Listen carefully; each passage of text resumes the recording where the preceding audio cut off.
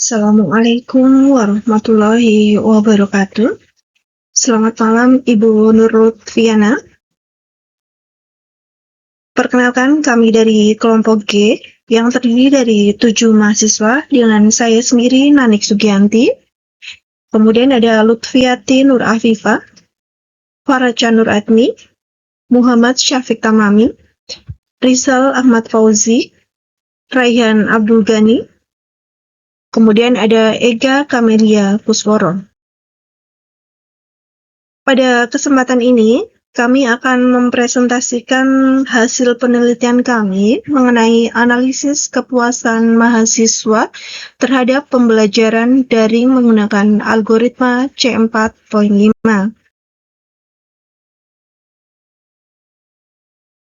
Seperti yang kita ketahui, pembelajaran daring telah menjadi metode utama dan penting bagi kita untuk mengukur efektivitasnya. Oleh karena itu, penelitian ini berfokus pada tingkat kepuasan mahasiswa. Penelitian ini merupakan studi berbasis data untuk mengklasifikasikan kepuasan mahasiswa menggunakan salah satu algoritma data mining yang populer, yaitu algoritma C4.5.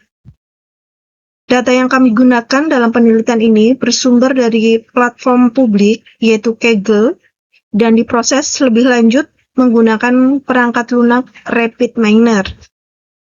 Tujuan utama dari penggunaan model ini adalah untuk mengidentifikasikan variabel-variabel kunci yang paling mempengaruhi tingkat kepuasan mahasiswa. Dari hasil ini, kami menunjukkan bahwa mayoritas respon mahasiswa berada pada kategori baik dan cukup baik. Mengenai performa model klasifikasi C4.5, kami mencapai akurasi sebesar 43,00% atau kurang lebih 13,37%. Dan temuan yang paling signifikan adalah pada metrik recall, di mana model kami menunjukkan performa yang sangat tinggi untuk kategori cukup baik, dengan nilai mencapai 92,31%. Tentunya ini mengindikasikan bahwa secara umum, pembelajaran daring yang dilaksanakan cukup memuaskan mahasiswa. Namun masih ada ruang untuk memperbaiki atau meningkatkan pada beberapa aspek. Kemudian slide berikutnya akan dijelaskan oleh Lutfiana Nur Afifah. Terima kasih. Baik, terima kasih. Pada bagian ini kami menjelaskan mengenai peran penting media pembelajaran dalam keberhasilan proses belajar. Media pembelajaran tidak hanya berfungsi sebagai alat penyampaian materi, tetapi juga menjadi sarana untuk membantu dosen dalam memfasilitasi pembelajaran, sehingga dapat diterima dengan baik oleh mahasiswa. Pembelajaran daring juga memberikan kesempatan yang lebih luas bagi mahasiswa.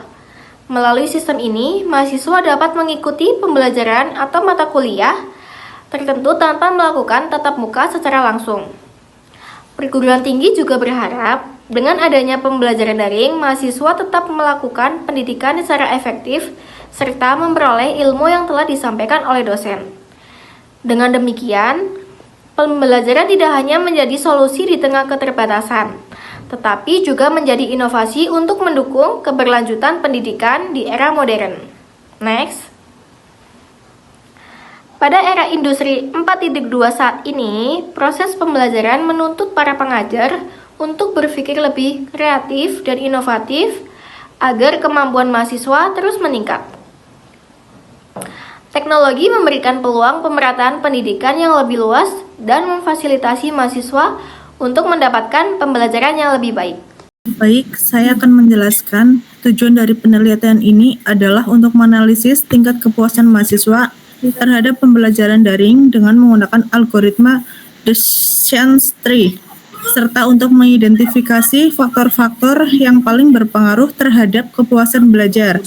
Nah, selain itu, penelitian ini juga bertujuan untuk membangun model klasifikasi yang dapat menggambarkan pola kepuasan serta berdasarkan data hasil survei sehingga dapat digunakan sebagai bahan evaluasi dan perbaikan kualitas pembelajaran daring di perguruan tinggi.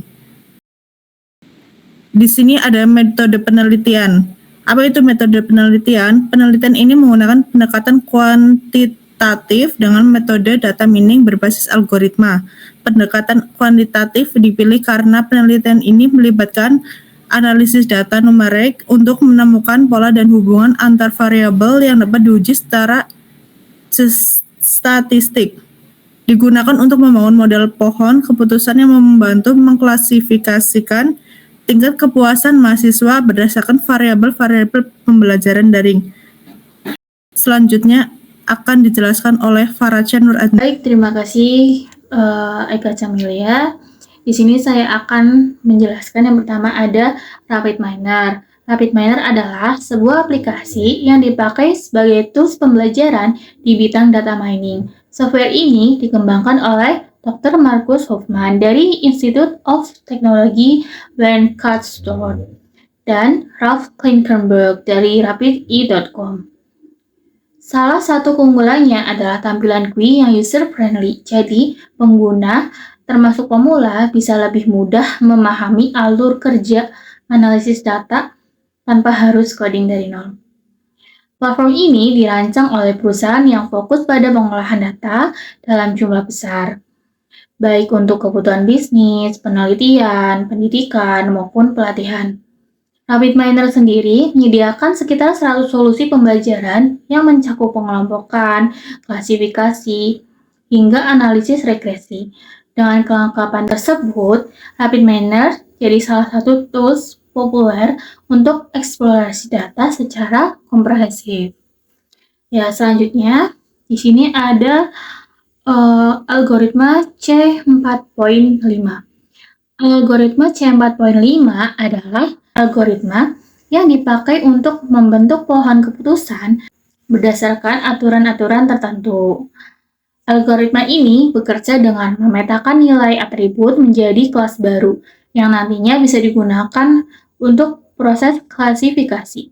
Metode pohon keputusan sendiri dikenal sebagai metode prediksi yang kuat dan akurat. Semakin banyak informasi atau pengetahuan yang tersimpan dalam data training, semakin tinggi pula akurasi yang bisa dihasilkan.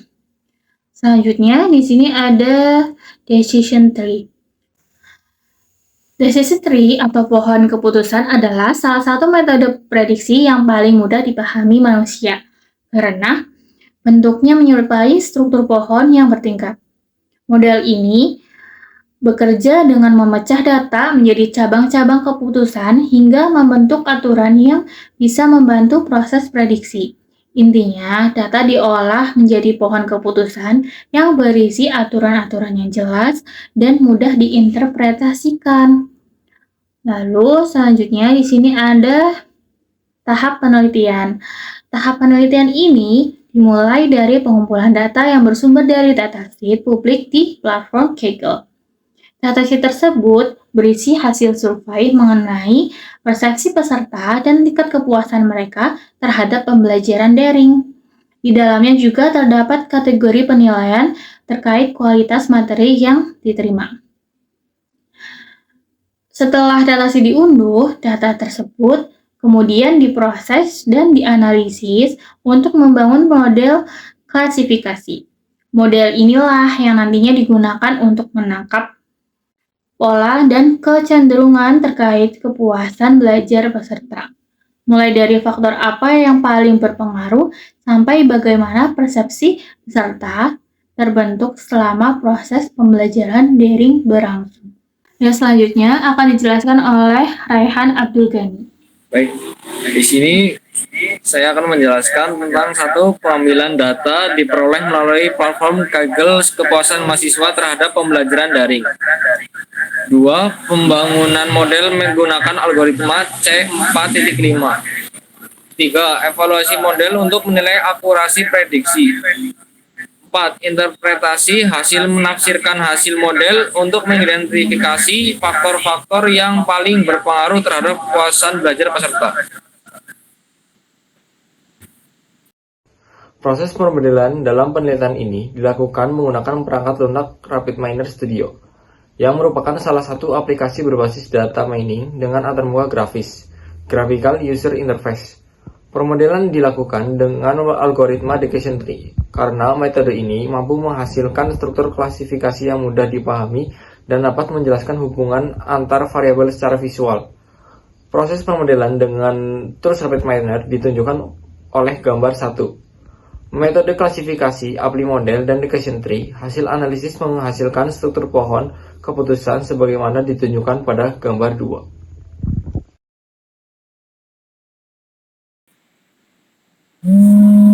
Berikut sumber penelitian. Gambar hasil keputusan.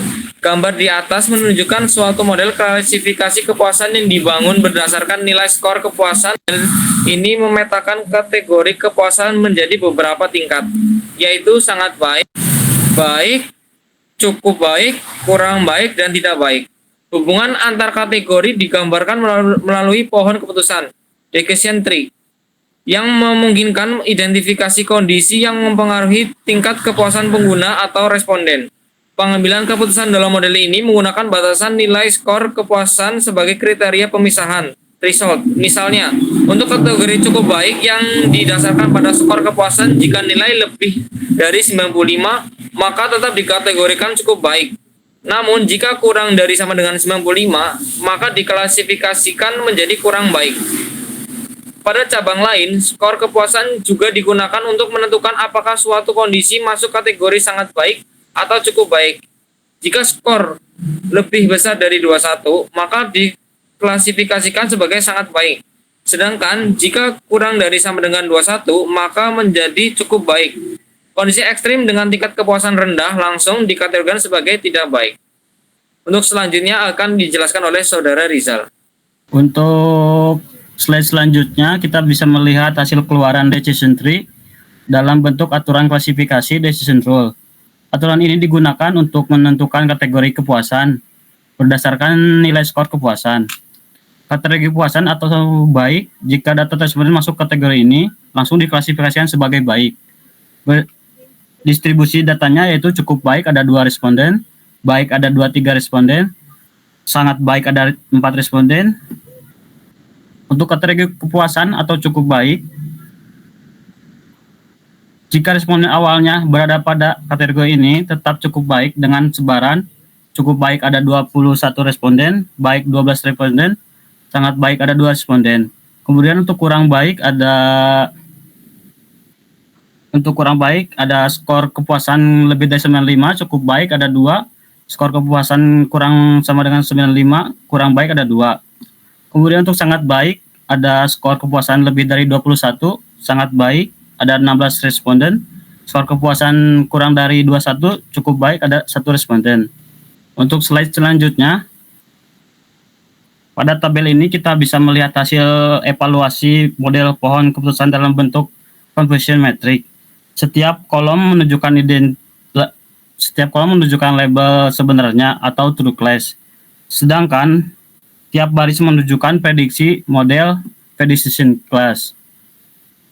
Berdasarkan hasil pengujian model, klasifikasi kepuasan menggunakan conversion metric diperoleh tingkat akurasi sebesar 43% atau plus minusnya 13,37%. Dilihat dari performa tiap kelas, kategori cukup baik menunjukkan tingkat recall tertinggi yaitu 92,31%. Yang berarti sebagian besar data aktual pada kelas ini berhasil dikenali dengan benar oleh model. Untuk slide selanjutnya akan dijelaskan oleh Mas Syafiq.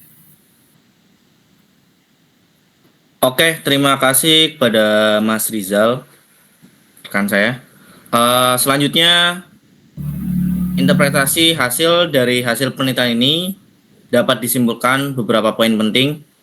Yang pertama, mayoritas mahasiswa berada pada kategori baik dan cukup baik. Ini menunjukkan bahwa pembelajaran daring cukup memuaskan bagi sebagian besar mahasiswa.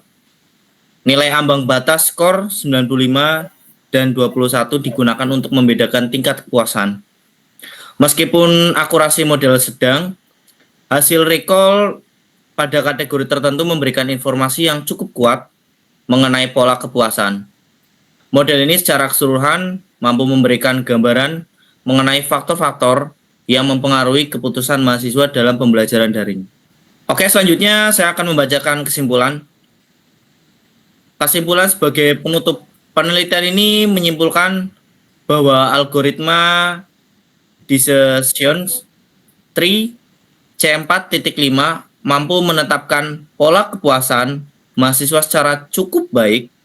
Hasil penelitian ini menunjukkan mayoritas mahasiswa berada pada tingkat baik dan cukup baik, sehingga pembelajaran daring sudah memberikan tingkat kepuasan yang cukup positif, meskipun masih ada beberapa aspek yang perlu ditingkatkan.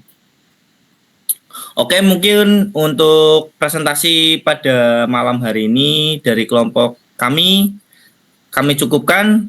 Terima kasih. Mohon maaf apabila ada salah atau kurangnya. And see you.